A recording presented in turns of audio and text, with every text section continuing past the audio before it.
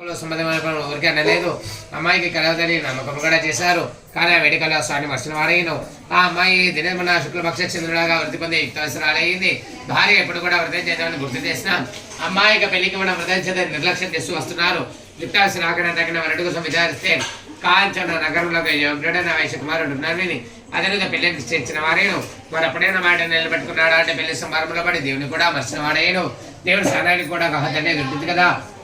దానితో నారాయణమూర్తి సమయం కోసం కూడా వేచున్నారు. పరిణాన్ని కూడా వెళ్ళాను.